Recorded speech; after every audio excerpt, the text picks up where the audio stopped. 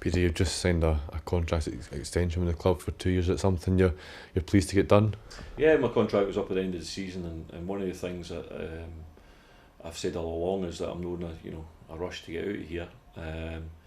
I'm pleased that the directors think that the club's going in the right direction. We have improved through my first 6 months. I knew it would take a bit of time. I think they have seen the progression. We've got to a cup final and we've kicked off this season exceptionally well. We've not done anything yet. One of the aims that I said when I come in here is to try and get this football club back into the top league. I also think it's been the most difficult 2 years to try and get this team up, because on another season perhaps we'd be winning the league this year comfortably with the run of form that we've put in together. But we've had to face two Scotland's biggest clubs, in Rangers and Hibs, with huge resources, bigger budgets, bigger amount of players, bigger crowds, everything.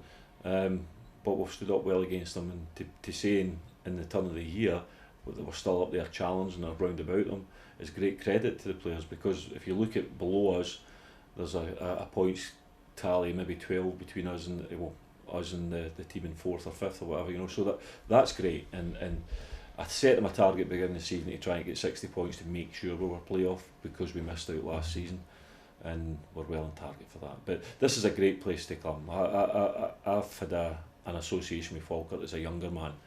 A lot of the younger supporters wouldn't know who I was when I come back in here, but when I come in from Dundee United, in many ways, that a club that I felt I'd done quite well with, I wanted to do every bit as well, if no better, here at Falkirk Football Club. And as I say, great football club to work for, great set of supporters, good set of lads, office staff fantastic, great coaching staff. Why would have been so absolutely thrilled, as are James and Alan, who are a big part of our success so far. They're thrilled to stay as well. You speak about them, it's very much a kind of coaching team that you spoke about in the past. You work with them, and that's probably a big part of you, that you're able to get them signed up with you as well. Oh yeah, they're a big part of the football club, and it's me that gets the manager a month, but they have a massive part to play in it as well. It's me that gets the stick when things aren't going right, but I'm big enough and old enough and ugly enough to take that. But they have worked magnificently well. We got on really well together.